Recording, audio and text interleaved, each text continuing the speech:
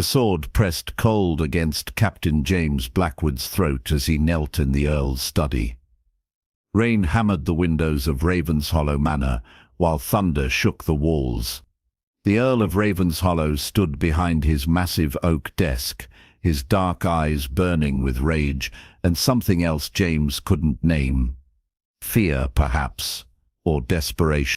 "Guard my daughter for 30 days, the Earl commanded, his voice sharp as winter wind. "Keep her safe from those who would harm her. Fail me, and you'll wish the French had finished you at Waterloo." James kept his breathing steady despite the blade at his neck. He'd faced death on a dozen battlefields, but something about this moment felt different, more dangerous. The Earl's request made no sense. Why would England's most powerful nobleman need a broken-down soldier to protect his own child in his own home? "What aren't you telling me, my lord?" James asked. The Earl's hand trembled slightly as he lowered the sword. "There are things in this world you cannot understand, Captain. Forces that work in ways beyond reason. My daughter, she is not what she appears to be." James frowned. He'd never seen the Earl's daughter, though rumours whispered through London's ballrooms about her beauty and strange behaviour. Some said she never aged. Others claimed she spoke in riddles about things that hadn't happened yet. All agreed she was the most mysterious woman in England. "Where is she now?" James asked. "In the tower room. She's been locked away for her own protection." The Earl moved to the window, staring out at the storm. "But the lock won't hold much longer, and when she emerges—" He turned back to James with haunted eyes. 30 days, Captain. That's all the time we have." James stood slowly. His leg, wounded at Waterloo, ached in the damp weather. But he'd given his word to serve this man who'd saved his life on the battlefield. What happens in 30 days? Either she remembers who she truly is, or we all pay the price for my sins. The Earl walked to a portrait hanging above the fireplace. It showed a young woman with golden hair and green eyes that seemed to follow the viewer. "Captain Blackwood, meet Lady Eleanor Ravenshollow, my daughter." James stared at the painting. The woman looked no older than 20, with skin like porcelain and lips curved in a secretive smile, but her eyes held wisdom far beyond her years. Something about her face stirred a memory he couldn't quite grasp. "She's beautiful," he said. "She's dangerous." The Earl's voice dropped to a whisper. "And she's the key to everything." A scream echoed through the manor, high and wild. The Earl's face went white. "It's beginning," he said. "She's waking up." James drew his pistol by instinct. Waking up from what? But the Earl was already running toward the stairs, his boots thundering on the ancient stone. James followed, his wounded leg protesting with each step. They climbed the narrow spiral staircase that led to the tower room, the screaming growing louder with each turn. At the top, a heavy wooden door stood slightly ajar. Soft golden light spilled through the crack, along with the sound of someone weeping. The Earl stopped, his hand on the door handle.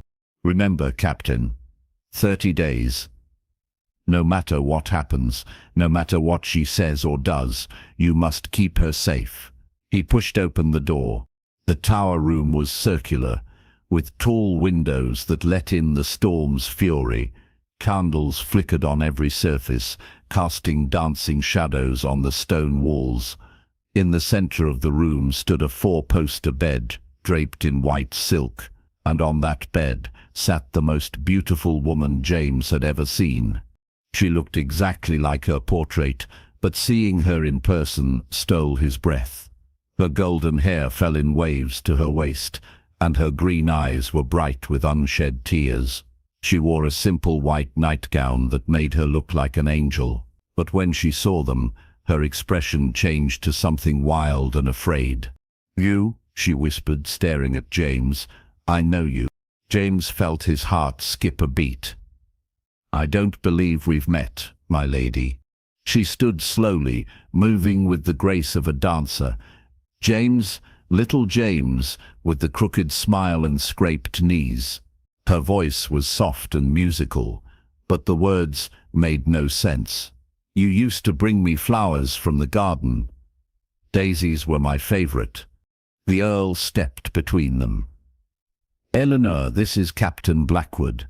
He's here to protect you. Eleanor's laugh was like silver bells, but there was madness in it. Protect me? From what? From the truth? She moved to the window, pressing her hands against the glass. I remember now. I remember everything. What do you remember? James asked, though every instinct told him he didn't want to know the answer. She turned to face him, and in the candlelight her eyes seemed to glow. I remember loving you before you were born. The Earl grabbed James's arm. Don't listen to her. The curse makes her speak in riddles. She doesn't know what she's saying. But Eleanor was walking toward James now, and he found he couldn't move, couldn't breathe, couldn't think of anything but the way she looked at him, as if he were the most precious thing in the world. My sweet boy, she whispered, reaching up to touch his face. What have they done to you? Her skin was warm and soft, but her touch sent ice through his veins. Because looking into her eyes, James saw something impossible. He saw love. The kind of love a mother had for her child. The Earl yanked Eleanor away. Enough. Captain, take her to the guest chambers. Lock the door and don't let her out until morning. No, Eleanor said, but her voice had changed. It was stronger now, more commanding. James, don't you remember me? Don't you remember the lullabies I sang to you? The stories I told you about brave knights and beautiful princesses? James backed toward the door, his hand on his pistol. I don't know what game you're playing. It's not a game. Eleanor's eyes blazed with desperate intensity. Look at me. Truly look at me. See past the curse that makes me young while you grow old. See past the magic that stole our time together. She's mad, the Earl said, but his voice shook. The curse has broken her mind. Eleanor turned to the Earl with fury in her eyes. Tell him the truth, Charles. Tell him what you did to us. I saved you both, the Earl shouted. I gave you life. You gave us nothing but pain. Eleanor's voice rose like the storm outside. 25 years, Charles. 25 years. I've been trapped in this body, watching my son grow up while I stayed young, watching him become a man while I remained a girl. Do you know what that's like, to love someone so much it tears your soul apart, and know you can never tell them who you really are? James felt the world tilt around him. This is impossible. Eleanor's anger faded to sorrow. Nothing is impossible when you're desperate enough, when you're dying and your child needs you. She looked at James with eyes full of tears. I was 22 when I had you, James. 22 and dying of a fever that burned through England like wildfire. Charles was young then, newly come into his power. He'd learned dark magic from books that should have been destroyed centuries ago. The Earl's face was stone. You were dying. Your son needed his mother. So you made a bargain, Eleanor continued, never taking her eyes off James. You traded 25 years of my life to give me eternal youth, but you didn't tell me the price. You didn't tell me I'd have to watch my baby grow up thinking I was dead, that I'd have to pretend to be your daughter while my son served in your army, that I'd have to love him from a distance while my heart broke a little more each day. James couldn't speak, couldn't think. The woman standing before him, this beautiful creature who looked no older than 20, claimed to be his mother. The mother he'd been told died when he was 3. The mother he'd mourned his entire life. Prove it, he whispered. Eleanor smiled through her tears. You have a scar on your left shoulder, shaped like a crescent moon. You got it when you fell from the apple tree trying to pick the highest fruit for me. She stepped closer. You're afraid of spiders, but you pretend not to be. You hum when you're nervous, always the same tune. A lullaby I used to sing to you about a soldier who came home to love. James's hand went to his shoulder where the scar lay hidden beneath his shirt. No one knew about that scar. No one knew about his fear of spiders or the tune he hummed without thinking. This is madness, he breathed. Yes, Eleanor agreed. It is, but it's our madness, my darling boy, and now we have 30 days to figure out how to break the curse before it kills us both. The Earl moved toward the door. I'll leave you to discuss the arrangements. Captain, remember your duty. Wait, James said. What happens in 30 days? The Earl paused, his hand on the doorframe. The curse demands payment. 25 years of stolen time, given back all at once. Either Eleanor remembers her true nature and accepts her fate, or the magic takes what it's owed from both of you. And what is her fate? James asked, though he dreaded the answer. Eleanor spoke before the Earl could reply. I aged 25 years in a single moment. My body catches up to what it should be. Most people don't survive that kind of shock. And if she doesn't remember, then the curse takes the life it was promised. Mine. Eleanor's voice was steady, but James saw the fear in her eyes. Charles made the bargain with my life as collateral. If I can't fulfill the terms, I die, and because our lives are bound together by blood and magic, you die with me. James stared at her. This woman, who claimed to be his mother, this stranger who somehow knew things only his mother could know. Why didn't you tell me before? Because I couldn't. The curse binds my tongue when it comes to the truth. I can only speak freely now because we're running out of time. Eleanor moved to the window again, watching the storm. 30 days, James. That's all we have. The Earl left them alone, and James found himself studying Eleanor's face in the candlelight. Now that he looked closely, he could see familiar features. The shape of her nose was like his own. Her hands moved the same way his did when she was thinking, and her eyes, God help him, he saw his own eyes looking back at him. How is this possible? He asked. Eleanor sat on the edge of the bed, suddenly looking fragile and young. Charles was desperate to save me. He'd loved me since we were children, though I married another man. When I was dying, he couldn't bear to lose me, so he found a way to cheat death. But you said you were dying of fever. I was told you died in childbirth. The fever came after you were born. It took me 2 years to waste away completely. Charles watched me suffer every day, growing thinner and weaker, while you cried for a mother who couldn't hold you without shaking. Eleanor's voice broke. In the end, I begged him to let me go, but he wouldn't listen. James sat in the chair by the window, trying to process everything he'd heard. So he used magic to make you young again.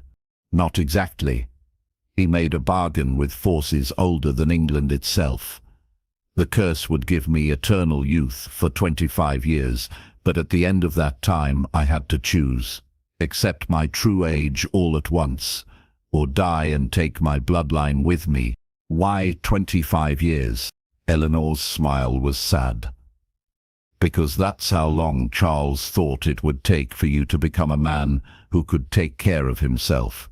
He thought if I survived the aging process, we could be together again, a mother and son finally free of the curse. And if you don't survive, then we both die, and Charles gets what he's always wanted, to be free of the guilt of what he did. Eleanor stood and walked to a small table where a mirror sat.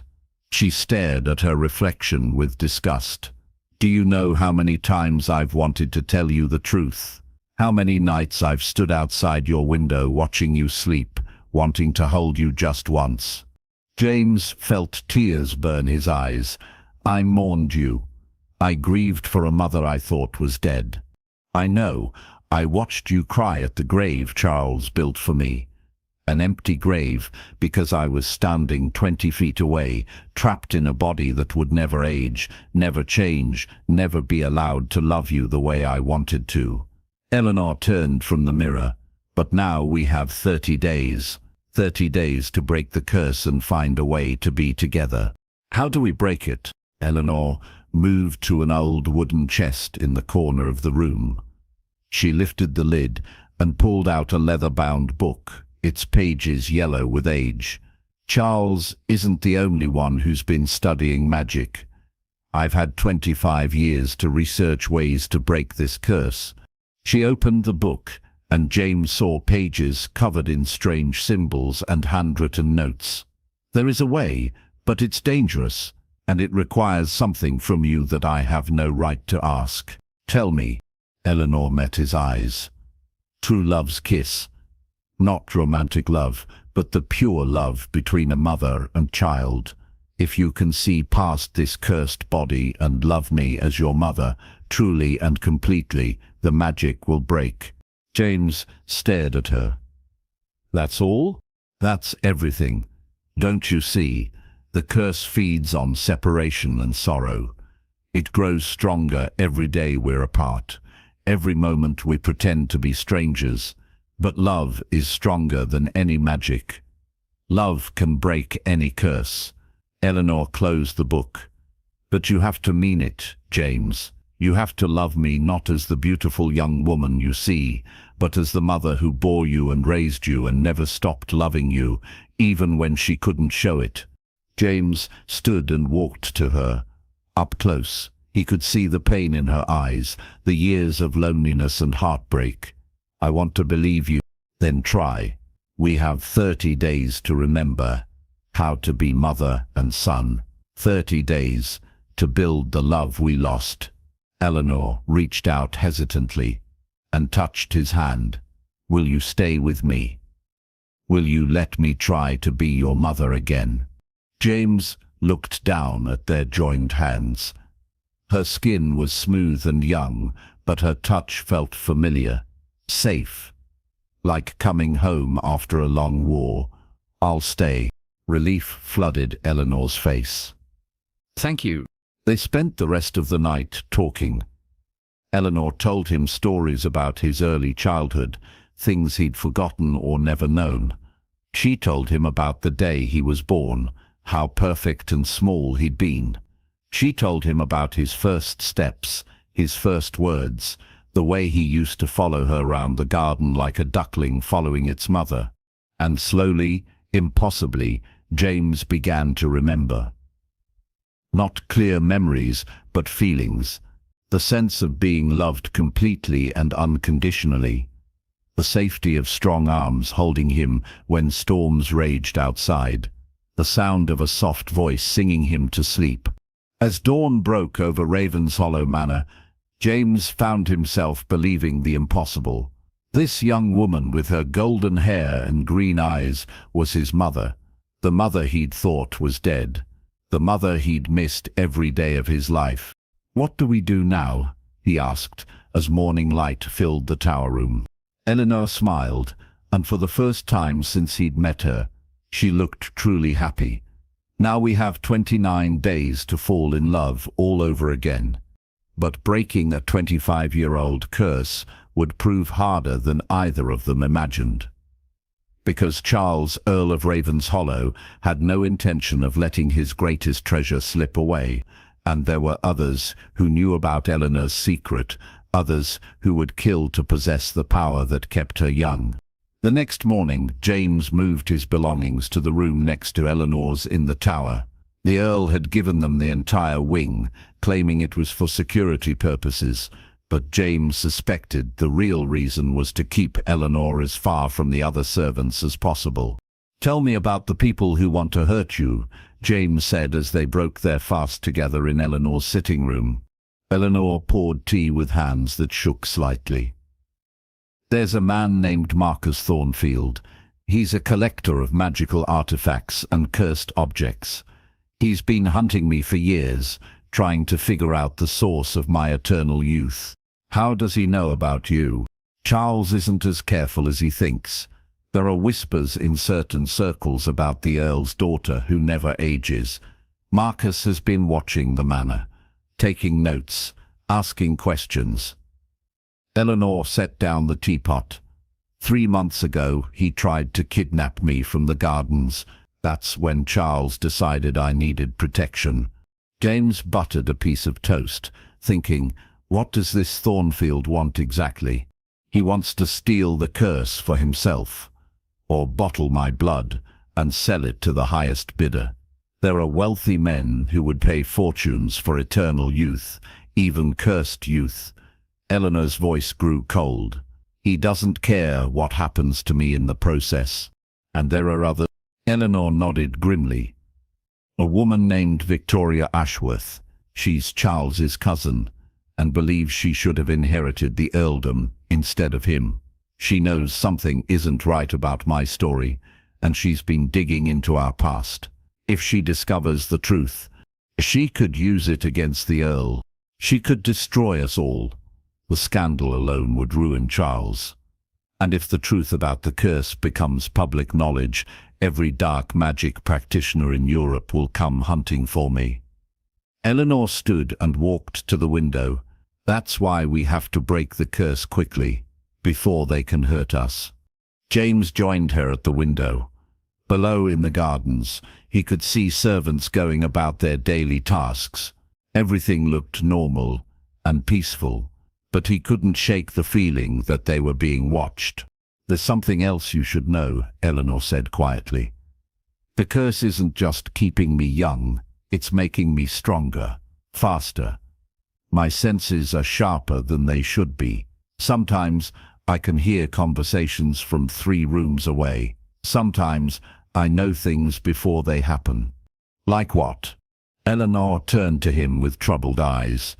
Like the fact that Marcus Thornfield is already here. He's been posing as a traveling merchant, selling goods to the local villages. But yesterday I heard him talking to someone about the best way to break into the manor. James felt his soldier instincts kick in. Where is he staying? The inn in Ravenshollow village. But James, you can't just march down there and confront him. He's dangerous.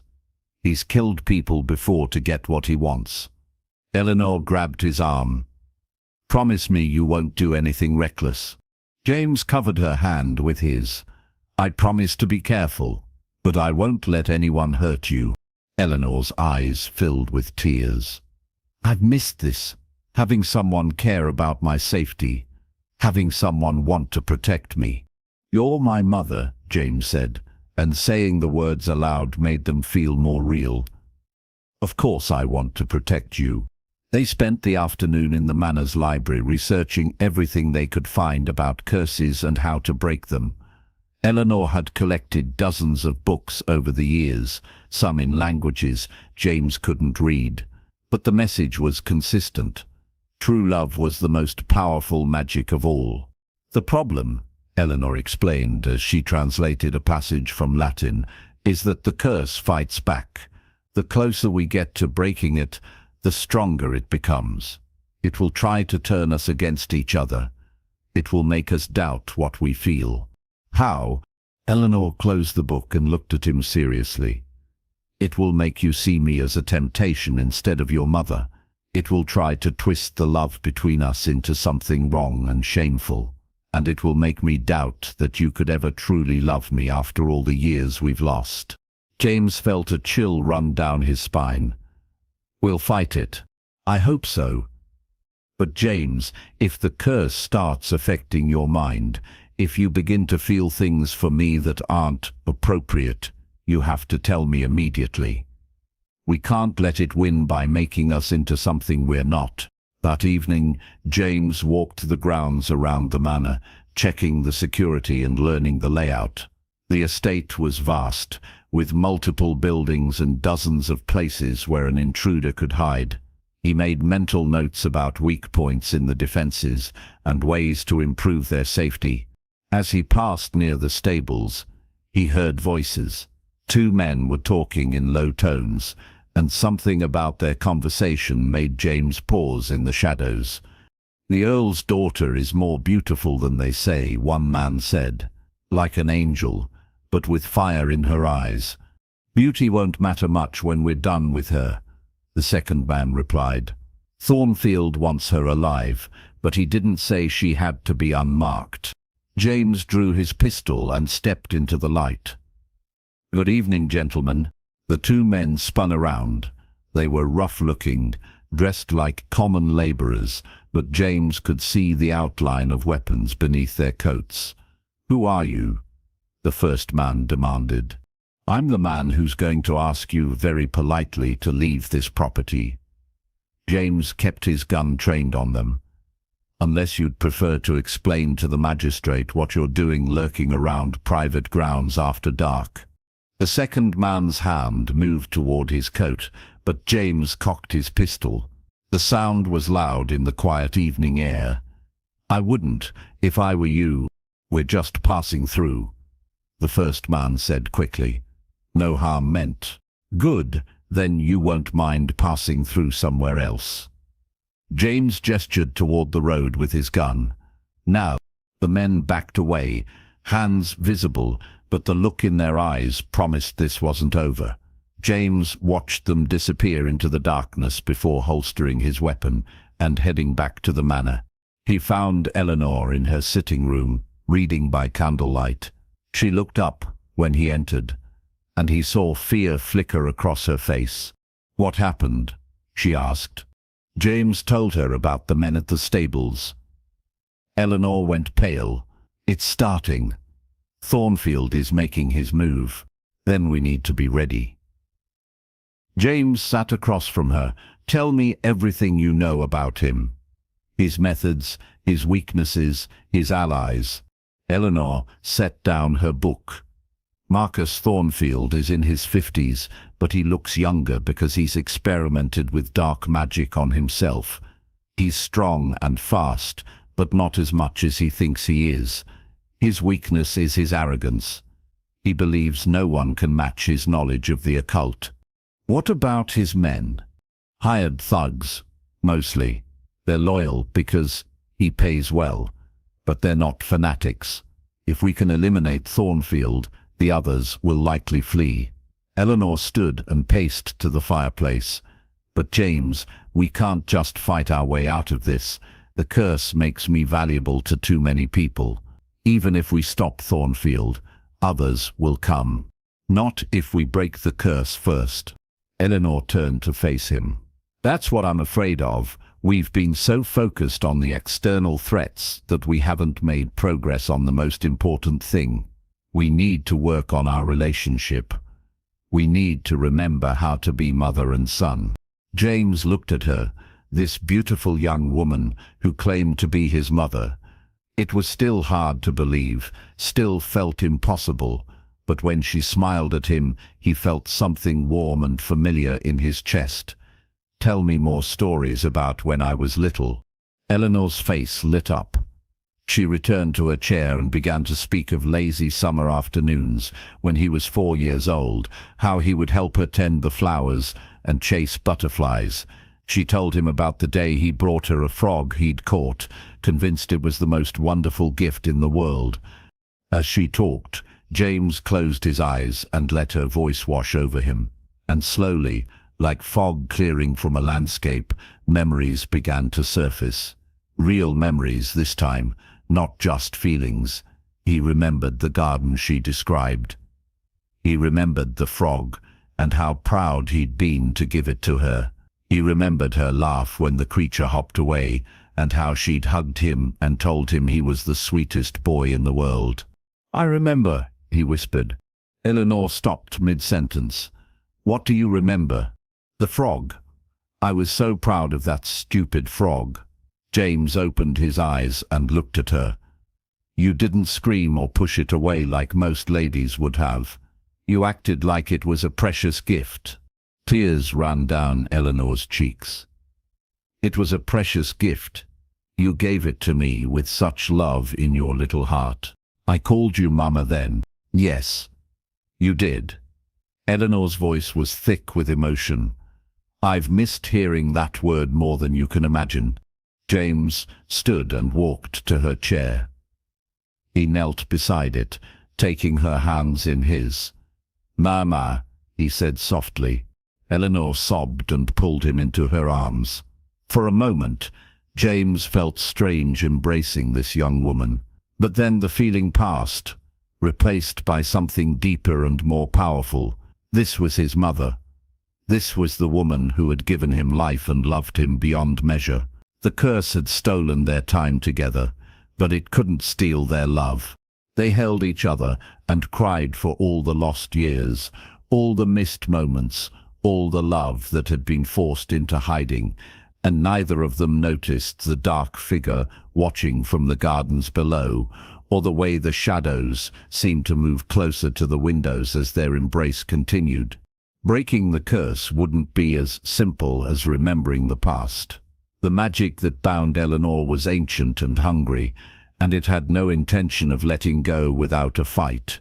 The next morning brought troubling news. One of the manor's servants had been found unconscious near the kitchen gardens, with no memory of how he'd been hurt. Another reported seeing strange lights moving through the woods after midnight, and the village innkeeper sent word that several of his guests had asked very specific questions about the Earl's family. James called a meeting with Eleanor and Charles in the library. The Earl looked haggard, as if he hadn't slept in days. "The protective wards around the manor are weakening," Charles admitted. "I can feel them failing." Eleanor looked up from the ancient text she'd been reading. "How much time do we have?" "Days. Maybe less. Once the wards fall completely, anyone with magical knowledge will be able to enter the grounds freely." Charles rubbed his temples. "I should have known this day would come." "What aren't you telling us?" James demanded. Charles was quiet for a long moment. Then he sighed and sat heavily in a leather chair. "The curse that binds Eleanor, it's not just any curse. It's connected to something much older and more dangerous." Eleanor set down her book. "What do you mean? Do you remember the book I used to cast the original spell? The one written in the language of the first magic users?" Charles looked at Eleanor with haunted eyes. It wasn't just a book of spells, it was a prison. James felt ice form in his stomach. A prison for what? For the entity that granted Eleanor her eternal youth, a being older than human civilization. "I thought I was just borrowing its power, but I was actually making a contract with it." Charles stood and walked to the window. "And the terms of that contract are about to come due." Eleanor's face went white. "You mean something is trapped in the curse?" "Not trapped. Sleeping. The entity agreed to keep you young and beautiful for 25 years, but only because it knew that eventually it would be able to claim both your body and your life force. The aging process isn't just supposed to catch up with you, Eleanor. It's supposed to kill you and leave your body as a vessel for something ancient and evil." James drew his pistol without thinking. "Why didn't you tell us this before?" "Because I hoped I could find a way to break the contract before it mattered. I've spent 25 years searching for a solution." Charles turned from the window with despair in his eyes. "But I've failed. In 28 days, that entity will wake up, and Eleanor will cease to exist." Eleanor stood slowly, her hands shaking. "So all of this, the curse, the eternal youth, the chance for James and me to be together, it was all a lie." "No," Charles said fiercely. "My love for you was never a lie. My desire to save you was real. But I was young and desperate, and I made a terrible mistake."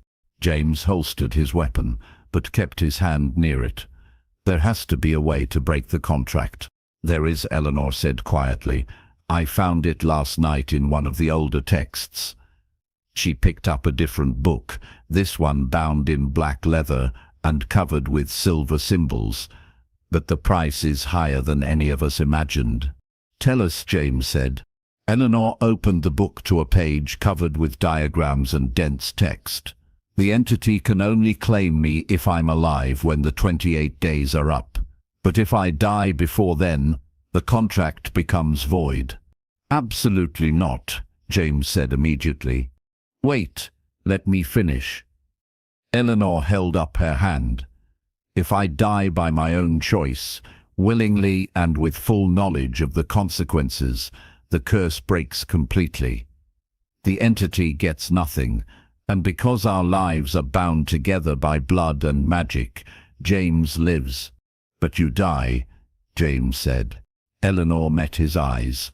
I die. Yes. Charles made a sound like a wounded animal.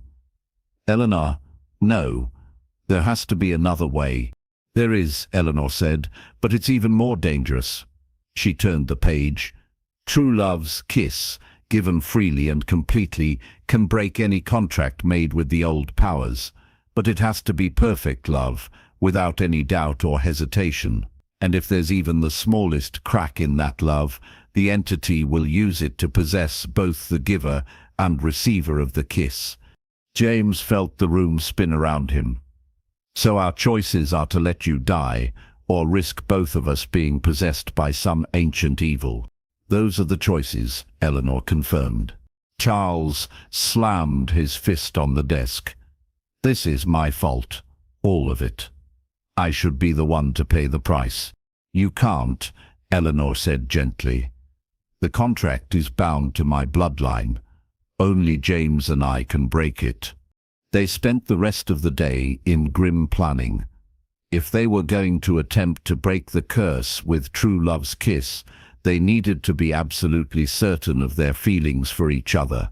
Any doubt, any hesitation, any crack in their bond would doom them both. But as the days passed, James found himself struggling with emotions he didn't understand. Looking at Eleanor, he saw his mother. He felt the love he'd always carried for her, deeper and stronger now that he knew the truth. But he also saw a beautiful young woman, and sometimes, in moments when his guard was down, he felt things that had nothing to do with filial love. It was exactly what Eleanor had warned him about. The curse was fighting back, trying to twist their relationship into something wrong and shameful. But knowing what was happening didn't make it easier to resist.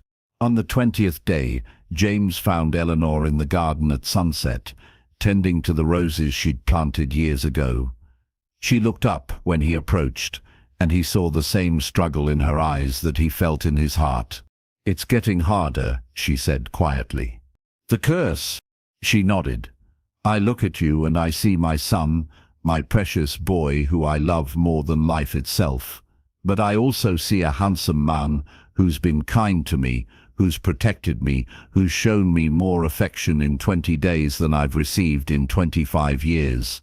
She touched a red rose gently. Sometimes I forget, just for a moment, who we really are to each other. James sat on the stone bench beside her. I feel it too, but we can fight it. Can we? Look at us, James. I appear younger than you are. We look like lovers, not mother and son. How can we build a pure maternal bond when everything about our situation works against it? James was quiet for a moment, thinking. Then he reached into his pocket and pulled out a small object wrapped in cloth. I brought something for you. Eleanor unwrapped the cloth and gasped. Inside was a tiny wooden horse, carved with careful detail but clearly the work of a child's hands. James, where did you get this? I made it for you when I was 6 years old. Charles gave it back to me after he told me you were dead. I've carried it with me ever since. James smiled sadly. I wanted you to have it. I wanted to give my mother the gift I never got to give her. Eleanor held the little horse to her heart, tears streaming down her face. It's perfect. It's the most beautiful thing I've ever seen. I carved it because I heard Charles telling someone that you loved horses. I wanted to make you something that would make you happy, even though I thought you were gone. Eleanor set the horse gently on the bench between them and took James's hands. My darling boy, do you know what this means to me? I hope it means that no matter what the curse does to our minds, no matter how it tries to confuse us, we'll always have this. The love between a mother and her son, pure and simple and true. Eleanor brought his hands to her lips and kissed them softly. I love you, James. I love you as my son, my child, my greatest treasure. Nothing the curse does can change that. I love you too, Mama, and I'm going to save you, no matter what it costs. They held each other as the sun set over Ravenshollow Manor, both of them clinging to the hope that love really could conquer ancient magic. But neither of them saw the dark shapes moving through the trees toward the house, or heard the whispered chants that carried on the evening wind. Marcus Thornfield had grown tired of waiting. Tonight, he would claim his prize. The attack came at midnight, when the moon was hidden behind thick clouds and the manor lay in darkness. James woke to the sound of breaking glass and Eleanor's scream from the room next door. He grabbed his pistol and rushed to her chambers, kicking open the door to find her struggling with two men in dark clothing. "Let her go," James shouted, raising his weapon. One of the men released Eleanor and drew a sword. "Stand down, soldier. We're only here for the girl." James fired, and the man dropped. The second attacker shoved Eleanor toward the window where a rope hung from the sill. "Move, and she dies," he snarled, pressing a knife to Eleanor's throat. Eleanor's eyes met James's across the room. "Don't let them take me," she whispered.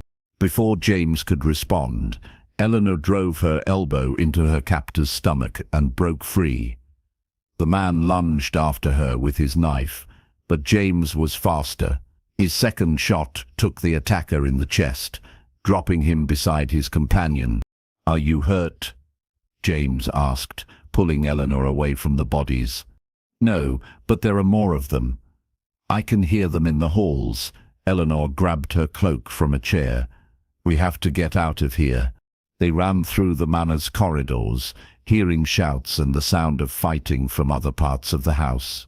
Charles's loyal servants were battling the invaders, but they were outnumbered. James led Eleanor toward the secret passage. Charles had shown him a hidden door behind a tapestry that led to the wine cellar. But as they reached the passage, Marcus Thornfield stepped out of the shadows. He was a tall man with silver hair and cold blue eyes, dressed in expensive clothes that made him look more like a gentleman than a kidnapper. But the cruel smile on his face revealed his true nature. "Lady Eleanor," he said with a mocking bow, "how lovely to finally meet you properly." James raised his pistol, but Thornfield was faster. A word in a language James didn't recognize sent a wave of force that knocked him backward. His gun flew from his hand and skittered across the floor. "None of that, Captain," Thornfield said pleasantly. "We're going to have a civilized conversation." Eleanor stepped in front of James protectively. "What do you want?" "What I've always wanted, my dear. The secret of your eternal youth." Thornfield circled them like a predator. 25 years of research has led me to this moment. I know what you are, Eleanor. I know about the curse that binds you. "Then you know it can't be transferred," Eleanor said. Thornfield laughed. "Oh, but it can. Not easily, and not without considerable risk, but it can be done. The entity that granted your youth can be persuaded to make a new contract. All I need is your willing participation." "Never. We'll see." Thornfield gestured, and more men appeared from the shadows. "Take them both, but be gentle with the lady. She needs to be intact for the ritual." James struggled against the hands that grabbed him, but there were too many. As they dragged him and Eleanor toward the main door, he saw Charles lying unconscious in the great hall, blood on his forehead. The Earl's loyal servants were either dead or fled. "Where are you taking us?" Eleanor demanded. "Somewhere private, where we won't be disturbed," Thornfield replied. "I have a lovely little cottage in the woods, perfectly suited for magical work." They were loaded into a carriage and driven through the dark countryside. James sat beside Eleanor, their hands bound, and tried to think of a way to escape, but Thornfield had planned well. There were armed men riding beside the carriage, and James could feel some kind of magical binding that made it hard to think clearly. "Whatever happens," Eleanor whispered, "remember that I love you." "We're going to get out of this," James whispered back. But Eleanor shook her head. "The curse, James. I can feel it responding to the danger. It's getting stronger, trying to protect itself. If Thornfield succeeds in transferring it to himself, the entity will have a new host, one without any emotional ties to keep it in check." James understood. If the ancient evil that powered Eleanor's curse was freed from the constraints of their family bond, it would be unleashed upon the world with Thornfield as its vessel. They couldn't let that happen. The cottage Thornfield had mentioned turned out to be an old stone building deep in the forest, surrounded by standing stones covered with carved symbols. James recognized it as some kind of ritual site, probably used for dark magic for centuries. Inside, the cottage had been converted into a makeshift laboratory. Tables covered with books and magical instruments lined the walls, and a large circle had been carved into the floor. Candles burned at specific points around the circle, casting flickering shadows on the ancient stones. "Welcome to my workshop," Thornfield said, as his men forced James and Eleanor into chairs on opposite sides of the circle. "I've been preparing this place for months, gathering the necessary components for the transfer ritual." "It won't work," Eleanor said. "The curse is bound to my bloodline. You can't just steal it." Thornfield smiled and picked up a leather-bound book from one of the tables. "This is the same grimoire your beloved Charles used to cast the original curse. I've spent years studying it, learning its secrets.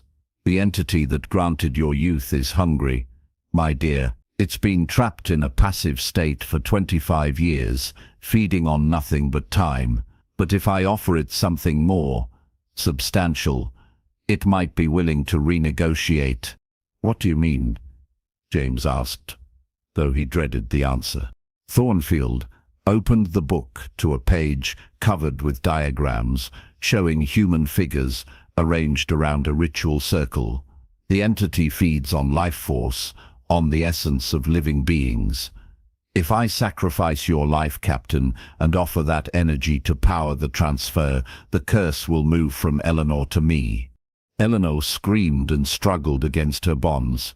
"No, leave him alone. I'm afraid I can't do that.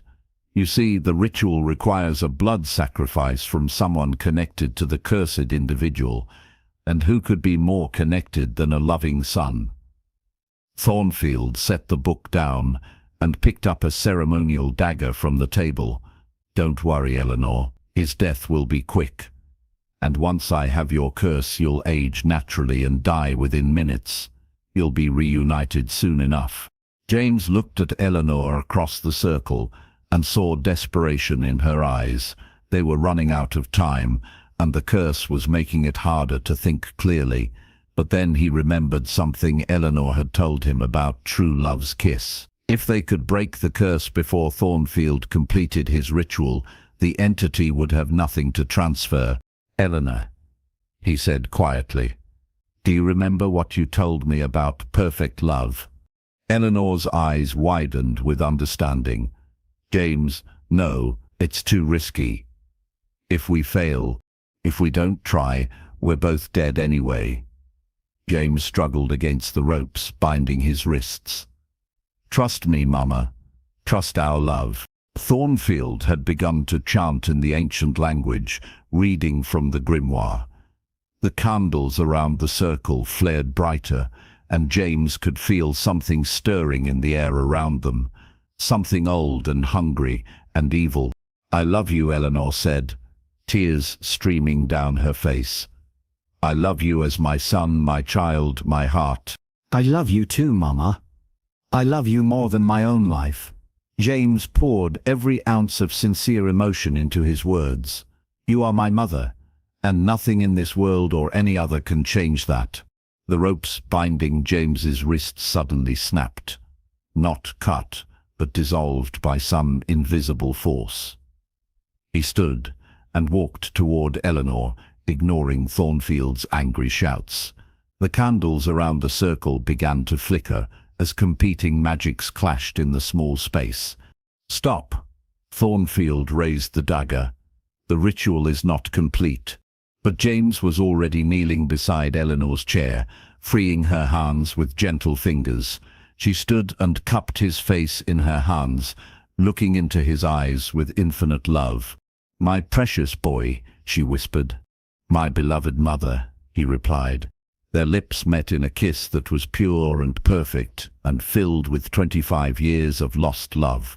The moment their kiss began, the cottage exploded with light. The candles blew out, the ritual circle cracked, and Thornfield's grimoire burst into flames. The entity that had been trapped in Eleanor's curse screamed as it was banished back to whatever realm had spawned it. The sound was like breaking glass and dying stars, terrible and final. Eleanor collapsed against James as her body began to change. Her golden hair showed threads of silver, and lines appeared around her eyes. But the aging process was gentle, not the violent shock they had feared. The curse was breaking slowly, giving her body time to adjust. "It's working," she gasped. "I can feel the curse dissolving." Thornfield staggered backward, his face twisted with rage. "No, you've ruined everything." He lunged at them with the dagger, but James caught his wrist and twisted until the weapon fell to the floor. "It's over," James said. "The curse is broken. There's nothing left for you to steal." Thornfield's men had fled when the magical backlash destroyed their employer's equipment. The cottage was a wreck, filled with smoke and scattered papers. But James and Eleanor were alive, and the ancient evil that had threatened them was gone. They helped each other outside, where the first light of dawn was breaking through the trees. Eleanor looked older now, perhaps 35 or 40, but she was still beautiful. More importantly, she looked peaceful for the first time since James had met her. "How do you feel?" he asked. Eleanor smiled and touched her face, feeling the new lines around her eyes. "I feel like myself again. For the first time in 25 years, I feel like the woman I was meant to be." They walked back toward Raven's Hollow Manor, through the forest, holding hands like the mother and son they had always been. Behind them, Marcus Thornfield stood in the ruins of his workshop, surrounded by the ashes of his dreams. But James and Eleanor didn't look back. They had a lifetime of lost moments to make up for, and eternity wasn't long enough. When they reached the manor, they found Charles awake and tending to his wounds in the great hall. His face lit up when he saw them approaching. "Eleanor," he breathed. "You look like myself," she finished. "The curse is broken, Charles. The entity is gone." Charles struggled to his feet and embraced them both. "I'm sorry," he said, tears in his eyes. "I'm so sorry for what I put you through." Eleanor pulled back and looked at him with forgiveness in her eyes. "You saved my life, Charles. You gave me 25 years I wouldn't have had, and you gave me the chance to know my son as a man. I can never repay you for that." "And now?" Charles asked. Eleanor looked at James and smiled. "Now we have the rest of our lives to be a family." The weeks that followed were the happiest of James's life. Eleanor continued to age slowly and naturally, settling into the appearance of a woman in her early 40s. She was still beautiful, but now she looked like what she truly was, a mother who had lived and loved and survived. They spent long hours together, walking in the gardens where Eleanor had watched him from a distance for so many years. She told him stories about his father, a good man who had died young in a riding accident. She showed him letters she had written to him over the years, but never sent, pouring out her love and longing onto paper. James told her about his time in the army, about the battles he had fought and the friends he had lost. He told her about the nights he had dreamed of having a mother to come home to, and how empty his life had felt without her love. They were learning to be mother and son in a way they had never been allowed to before. There were no more curses, no more ancient evils, no more threats to their happiness, just a family reunited after too many years apart.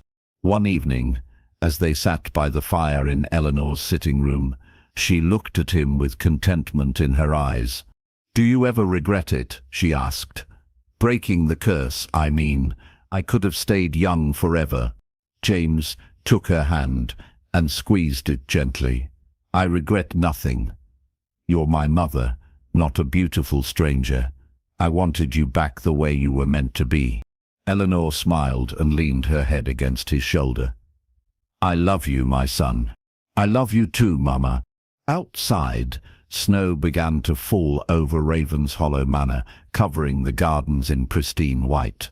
But inside, by the warm fire, a mother and son sat together at last, their love finally free to grow and flourish as it was always meant to. The curse that had kept them apart for 25 years was nothing but a memory now, dissolved by the most powerful magic of all, the unbreakable bond between a mother and her child. Charles rebuilt his life around the truth, no longer carrying the burden of his terrible secret. He remained the Earl of Ravenshollow, but he was also the guardian of a family reunited, the protector of a love that had conquered ancient darkness. Victoria Ashworth and her suspicions faded into irrelevance when faced with the simple truth. Eleanor was exactly who she claimed to be, just older now and happier. The whispers about the Earl's ageless daughter became stories about his beautiful sister-in-law, who had come to live at the estate after years of travelling abroad. Marcus Thornfield was found days later in his ruined cottage, driven mad by the backlash of the failed ritual. He spent his remaining years in an asylum, raving about ancient powers and stolen youth. No one believed his stories. And in the tower room where Eleanor had been imprisoned by her own eternal youth, James found something she had left for him, dozens of paintings she had created over the years, all showing the same subject. A little boy with dark hair and a crooked smile, captured in moments of joy and innocence. She had painted her memories of him, preserving their lost time together in oils and watercolors. "You kept me alive in your heart," he said, when he showed her the paintings. Eleanor touched the canvas gently, tracing the face of the child he had been. "You were never truly gone from me, James. Love doesn't die even when it's forced into hiding. It just waits for the chance to bloom again." They hung the paintings in the manor's gallery, a testament to a mother's love that had endured through impossible circumstances. Visitors would often comment on the beautiful artwork, never knowing they were looking at the visual proof of a curse broken by perfect love. Years passed peacefully at Ravenshollow Manor. Eleanor aged gracefully, her beauty deepening rather than fading as she grew older. James remained by her side, the devoted son she had always dreamed of having. They travelled together, explored new places, made new memories to balance the scales of all they had lost. When Eleanor was 60, she looked back on her life with gratitude rather than regret. She had been given something most people never received, a second chance at the relationship that mattered most to her. "Do you think," she asked James, one evening as they walked through the gardens where she had once tended roses while watching him from afar, "that we would have been as close if we had never been separated?" James considered the question seriously. "I don't know. Maybe we needed to lose each other to understand how precious our bond really is. Eleanor nodded, satisfied with that answer. Then perhaps even the darkest magic can serve love's purpose in the end. They reached the bench where James had given her the wooden horse he had carved as a child. Eleanor still carried it with her everywhere, a reminder of the pure love that had saved them both. She sat down and looked up at the stars beginning to appear in the darkening sky. "No regrets?" James asked, settling beside her. Eleanor smiled and took his hand. "None at all, my darling boy. None at all." The Earl's command to guard his daughter for 30 days had become a lifetime of love between a mother and son who had found their way back to each other against impossible odds. The curse that was meant to destroy them had instead revealed the depth of their bond, proving that true love really was the strongest magic in the world. And in the end, that was the only magic they had ever needed.